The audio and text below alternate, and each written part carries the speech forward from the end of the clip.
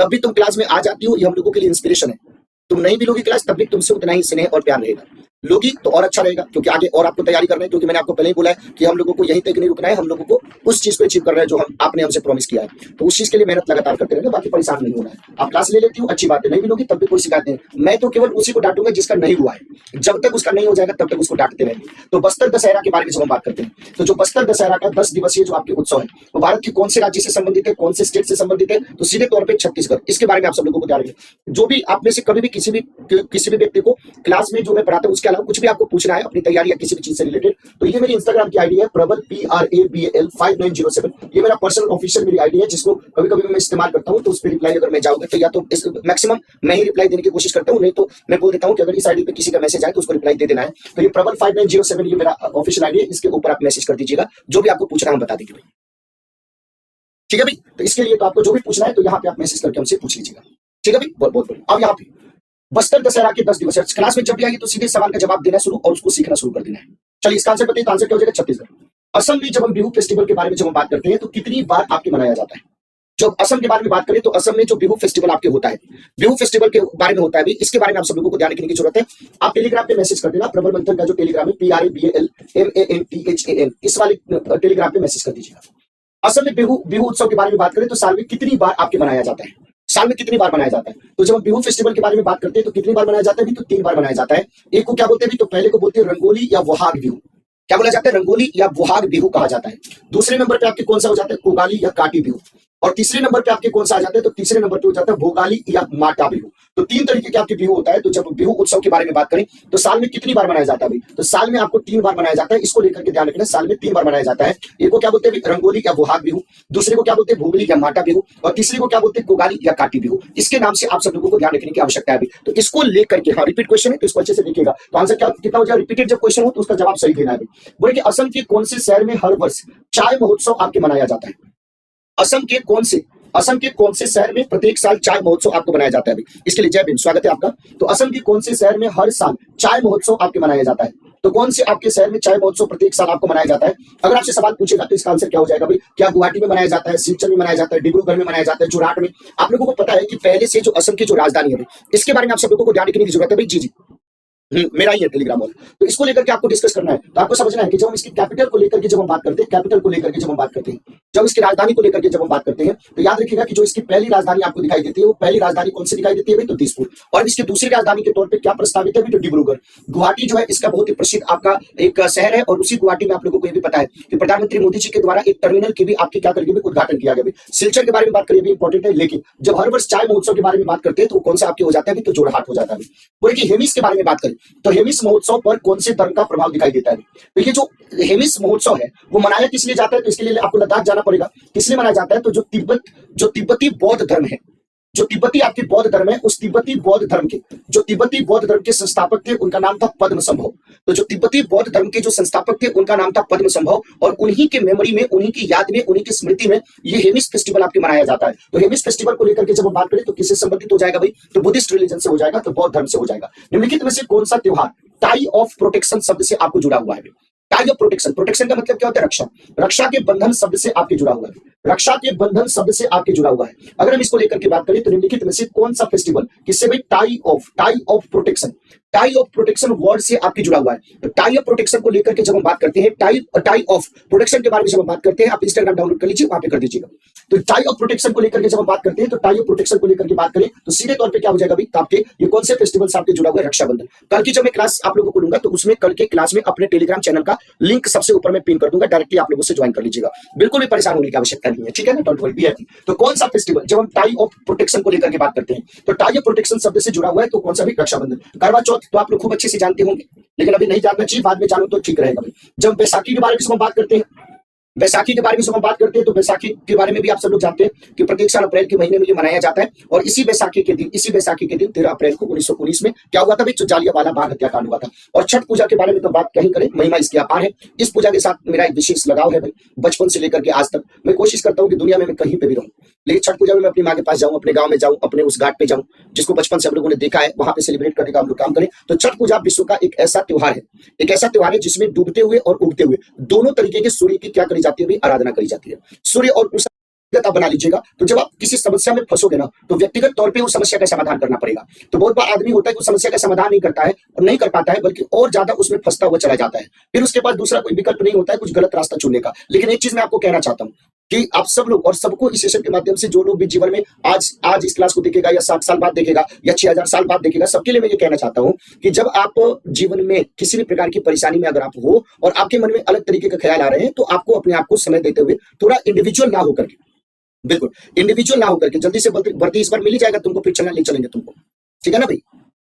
वर्दी जब मिल जाएगा तब तुमको ले जाएंगे। तो कौन है? तो मेरी बहन है, शेरनी है मेरी। क्या कर, भरोसा है कि नहीं, जिसके साथ जीवित रहते ही किसी चीज का समाधान हो सकता है। अपने जीवन में वो कम से कम इन्वॉल्वमेंट चाहता है। ठीक है, आपकी स्वतंत्रता आवश्यक है, वो आपको होनी चाहिए, लेकिन आपका साथ देने वाला, आपके सुख दुख में खड़े रहने वाले लोग भी होने चाहिए। और वो परिवार अगर आपके साथ है तो फिर जीवन में आपको कुछ भी नहीं हो सकता है। तो अपने माता पिता की बात को समझना, उनसे बात करना, अपनी बातों को शेयर करना, उनकी बातों को समझना, जिद को पीछे छोड़, कोई भी किसी चीज में तो सबका है, तो किस बात का ईगो क्या वाला है, तो किस चीज का आपके कमेंट। कपड़ा आप भी पहनते हो, कपड़ा दूसरा भी पहनता, आप चाहे 100 लाख का पहन लो, कोई 100, वो चाहे अमेरिका में रहने वाला न्यू जर्सी का कोई हो, जिससे बेहतर हो सके उसके लिए काम करना है। तो गुजरात के कौन से जिले में गुजरात सरकार के द्वारा मोढेरा नृत्य महोत्सव के बारे में बात करते हैं। मोढेरा नृत्य महोत्सव के बारे में बात करते हैं, उसका आयोजन किया जाता है। तो मोढेरा ये जो नृत्य महोत्सव है, ये गुजरात के कौन से जिले में भी, तो उसका नाम क्या, मेहसाणा।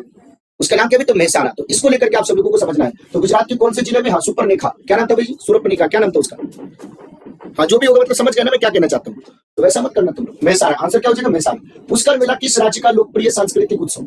अभी एक वीडियो मैंने देखा, उसमें ना एक बहुत बढ़िया सा एकदम शेरवानी उरवानी पहन करके परफ्यूम देता है, इस तरीके का लोकप्रिय सांस्कृतिक उत्सव दिखाई देता है। इसको लेकर के बात करें, एक हमारे साथी बोले कि सर क्वेश्चन कराओ ना। लगता है कि बाबू तुम भी उसी तरीके के मामले के शिकार तो नहीं हो गए हो। कभी कभी होता है कि जो कनेक्टिंग बात होती है ना, वो लग जाती है कि सर के बारे में बात करते हैं। तो पावर या पॉनकूट के बारे में बात करें तो भारत के कौन से राज्य के भगवान को आभार व्यक्त करने वाला उत्सव आपको दिखाई देता है।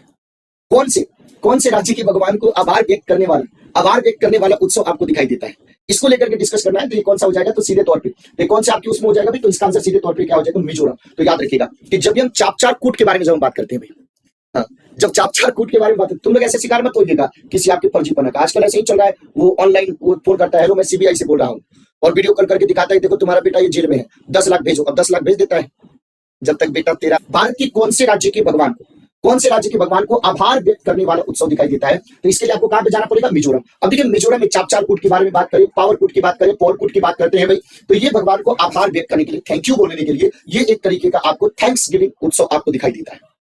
गुजरात में भी जो आपके फेस्टिवल होता है वो चीज, अब देखो गुजरात में बहुत ही प्रसिद्ध आपके सोमनाथ मंदिर भी है, जिसमें आज मोदी जी भी आपके गए थे उसको चढ़ाने के लिए। तो इसको लेकर के आप सब लोगों को ध्यान रखने की जरूरत है।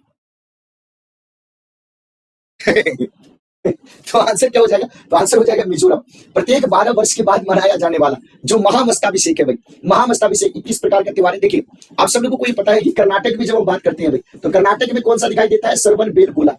कौन सा दिखाई देता है भाई, तो श्रवण बेलगोला के बारे में बात करते हैं। तो ये जो कर्नाटक में श्रवण बेलगोला है, ये दक्षिण भारत में जैन धर्म के सबसे महत्वपूर्ण केंद्र के तौर पर आपको दिखाई देता है। और यहाँ पे इसी जगह पे आप लोगों को पता है, भद्रबाहु के नेतृत्व में बहुत सारे जो आपके जैन साधु हैं वो आपके गए थे वहां पे, कब, जब मगध में अकाल पड़ा था।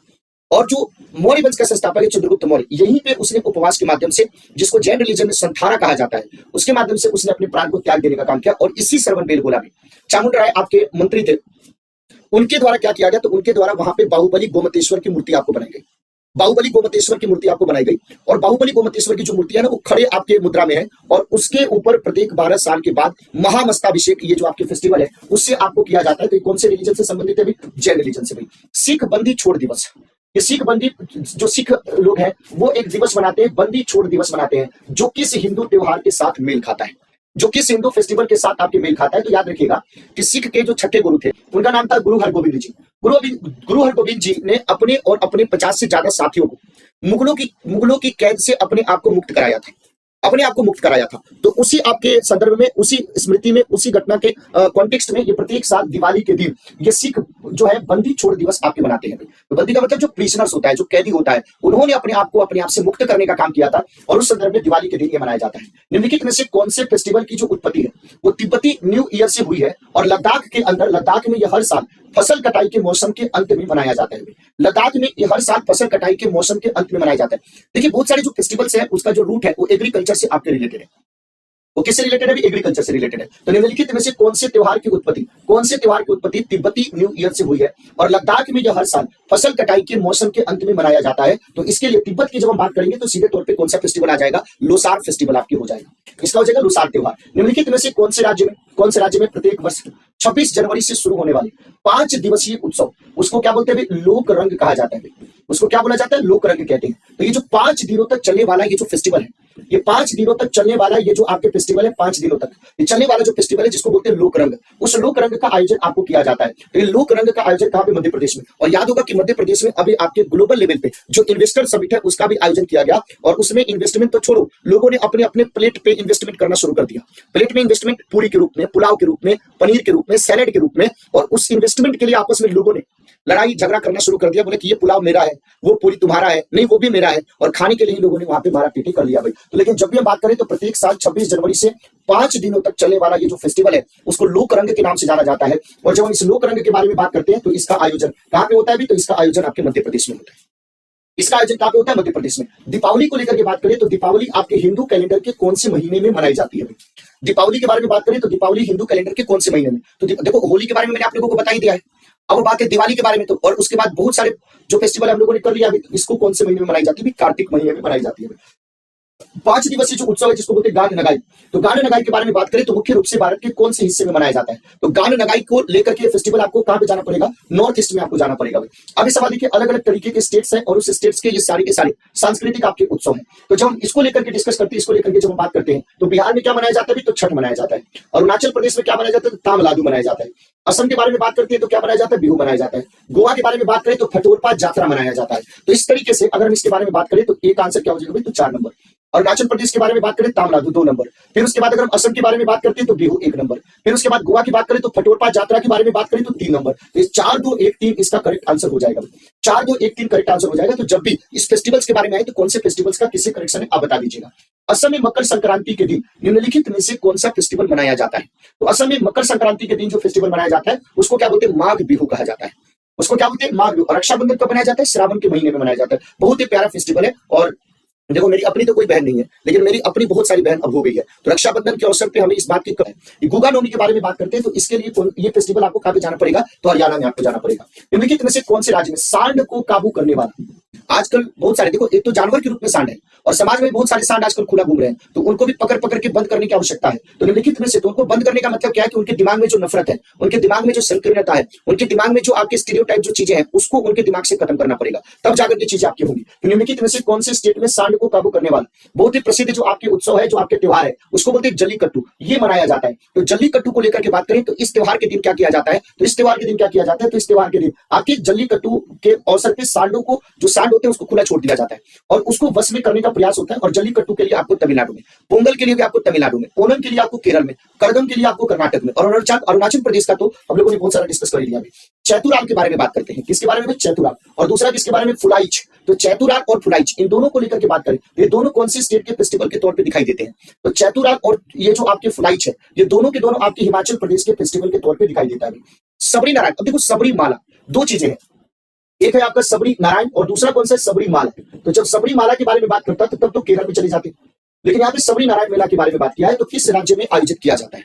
तो सबरी नारायण के लिए छत्तीसगढ़ और सबरी माला के लिए केरल। सबरी माला के लिए केरल, इसको लेकर के आपको समझने की जरूरत है भाई। इसके बारे में आप सब लोगों को ध्यान रखने की जरूरत है। सर आप सर में कौन सा, बाल में कौन सा ऑयल लगाते हैं? मैं अपने बाल में कोई भी ऑयल नहीं लगाता हूँ, मुझे तेल से बिल्कुल बहुत ज्यादा नफरत है। हाँ, ये जरूर है कि मैं अपने सर में आज के समय में, मतलब जब, तो किस राज्य में आयोजित किया जाता है? किस राज्य में आयोजित किया जाता है? तो आंसर क्या हो जाएगा? छत्तीसगढ़ में।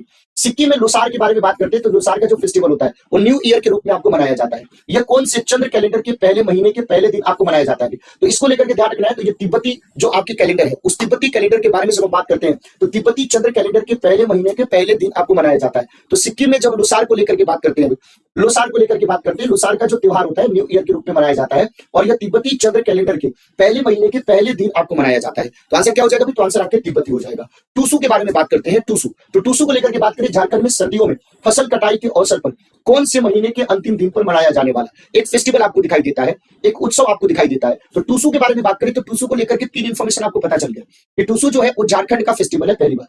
सर्दियों में मनाया जाता है, दूसरी बार। फसल कटाई के अवसर पे मनाया जाता है तीसरी बात।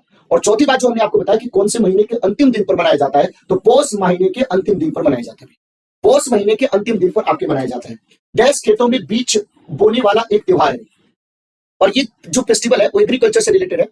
जब बीज लगाया जाता है तब के बारे में बता रहे हैं। एक प्रमुख त्योहार झारखंड में मनाया जाता है, और उस फेस्टिवल को क्या बोलते हैं, क्या उस फेस्टिवल को क्या बोला जाता है, तो उस फेस्टिवल को रोहिणी कहा जाता है।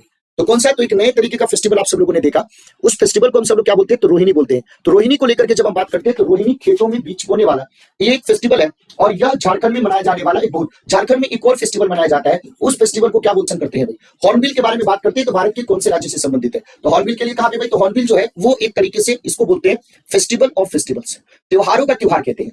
और ये एक तरीके की पक्षी भी आपकी होती है, और इस फेस्टिवल के लिए आपको कहां पे जाना पड़ेगा, नागालैंड, कोणार्क। अब देखो कोणार्क कहां पे है, जहां पे सूर्य मंदिर है, और ये सूर्य मंदिर कोणार्क में, और कोणार्क कहां पे भाई, तो आपके ओडिशा में है। तो सवाल ये पूछ रहा है कि कोणार्क का जो नृत्य उत्सव होता है वो भारत के कौन से राज्य में मनाया जाता है, तो कोणार्क से सीधे तौर पे, क्या कोणार्क का कर्नाटक से कोई लेना देना ही नहीं, झारखंड से कोई लेना देना ही नहीं, राजस्थान से कोई लेना देना ही नहीं, तो सीधे तौर पे कोणार्क नृत्य उत्सव के बारे में बात करते हैं तो ओडिशा आ जाता है। ओणम के बारे में सवाल पूछ रहा है कि प्रतिवर्ष मनाया जाने वाला ये एक हिंदू फेस्टिवल है, आप लोगों को पता है। इसी अवसर पे ये एग्रीकल्चर से जुड़ा हुआ आपके त्योहार है। इस अवसर पे क्या किया जाता है, तो सर्प के आकार का जो नौका है उसका रेस आयोजित किया जाता है। तो ये जो ओणम के बारे में हम बात करें, तो प्रत्येक साल मनाया जाने वाला ये एक हिंदू फेस्टिवल है, और इसकी उत्पत्ति भारत के कौन से राज्य में हुई है भाई, तो इसकी उत्पत्ति भारत के केरल राज्य में आपको दिखाई देता है।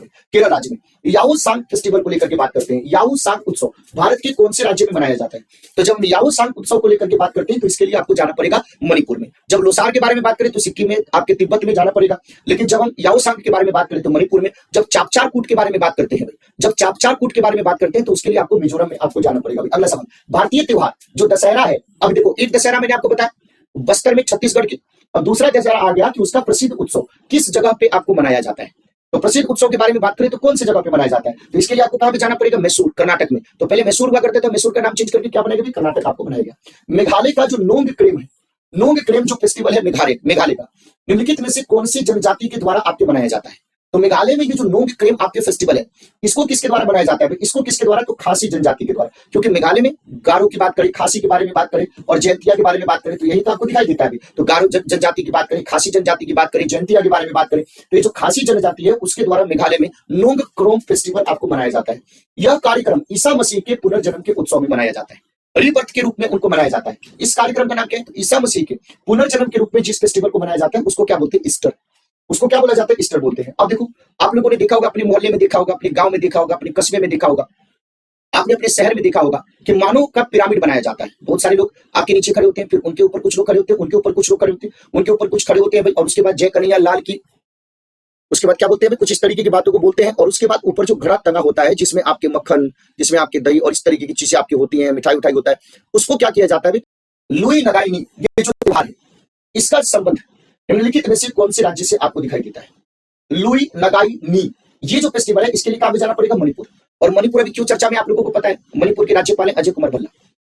जैसे भल्ला गए वहां पे, तो मणिपुर के मुख्यमंत्री को लोग भला बुरा कह रहे थे, उन्होंने भल्ला, देखो एक और गुरु आई, बोले कि गुरुजी आपकी एज कितनी है, बड़े स्मार्ट टाइप के लग रहे हो। इसका मतलब बुढ़ापा में अगर तुम हमारे ऐसा कमेंट करेगी तो तुम समझ जाओ कि इसका मतलब है कि तुमको सही गलत देखने नहीं आ रहा है, यू आर टोटली कंफ्यूज्ड।